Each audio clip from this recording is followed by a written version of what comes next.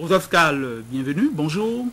Bonjour Winner Abessi, chers téléspectateurs, bonjour. Les journaux parus hier prédisaient un boycott massif de la dernière session ordinaire de l'Assemblée nationale. On peut dire qu'ils ont vu juste. L'hémicycle était vide aux 3/4. Les confrères en font un large écho ce matin. Le quotidien Adinakou trouve qu'ainsi l'opposition dicte sa loi au Parlement. Seuls 23 députés ont répondu à l'invitation du président Nago, lit-on dans le journal. Il n'y avait pas que des députés de l'opposition absents à cette ouverture ratée, remarque l'événement précis, qui voit que dans ce boycott massif, il y a au moins 10 députés de la mouvance. Mon confrère nous parle alors d'une Assemblée nationale buissonnière qui fait honte. Et dans cette atmosphère, c'est le président de l'Assemblée nationale qui a été mis devant le fait accompli. Il n'a eu qu'à constater et à s'en offusquer. Partant de là, nouvelle expression constate qu'avec ce rendez-vous manqué, c'est Nago qui est toujours en difficulté. Mais si les parlementaires ont encore fait ce coup à leur président, c'est surtout pour dénoncer le déficit de diplomatie parlementaire de Nago, souligne de son côté le challenge qui tire comme conclusion que Mathurin Kofi Nago est le président le plus contesté de l'histoire de l'Assemblée nationale du Bénin. Alors que les députés de l'opposition restent fermes dans leur logique, Nago est indigné par leur attitude, mentionne Info Plus, tellement outré qu'il n'a pu se retenir. Fraternité note en manchette que Nago attaque ses collègues. Le président du Parlement a dû recourir aux penseurs René Descartes et Jean-François Revel pour se consoler. Reprenant quelques pensées de ces philosophes, il a déclaré « On a rarement affaire à des personnes parfaitement raisonnables et l'homme est un être intelligent, mais que l'intelligence ne gouverne pas. » Fraternité se demande alors si avec ces citations, Nago n'a pas voulu qualifier ses collègues d'inintelligents et de non raisonnables.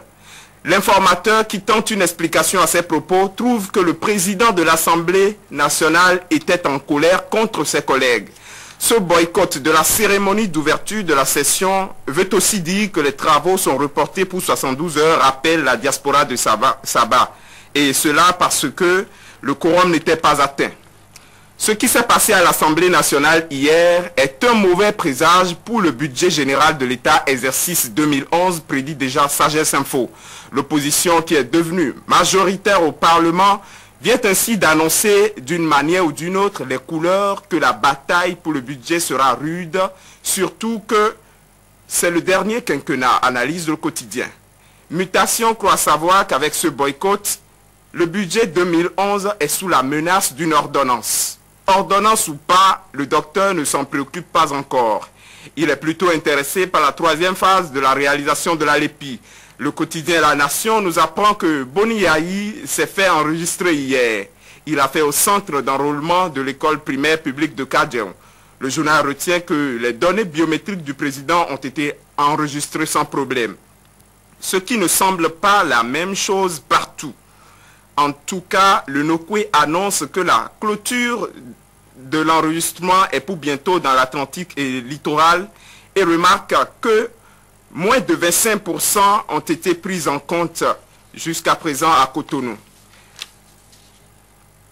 Le pays émergent qui partage cet avis affirme qu'il y a eu amateurisme flagrant dans la réalisation de la LEPI et s'exclame en manchette « Non à une LEPI de gloutons ». Le confrère de la matinée fustige de son côté les actes de vandalisme contre les affiches de l'Union fait la nation qui dénoncent l'opération. Ce sont là des signes annonciateurs de l'agonie du régime, commente la publication. Pour ou contre la LEPI, l'opération se poursuit jusqu'à nouvel ordre, déclare le superviseur général de la CPS LEPI à la une de l'autre quotidien. Finissons avec l'affaire ICC Service, avec le gongonneur qui nous dit que la famille Yahi se moque des milliers de spoliés avec ses mémorandums et contre-mémorandums. Stop! Trêve de bavardage, les victimes ont faim, s'indigne le journal. La Croix se demande quelle issue pour les milliers de déposants. Merci Rodolphe Kal, bon week-end à vous. On se retrouve lundi. Merci infiniment. Merci à vous tous qui nous avez suivis à Abidjan, à Niamey ou à Brasilia où vous irez tous aux unes dimanche prochain. On se retrouve lundi 7 h. Attention à la gueule de bois. Ciao.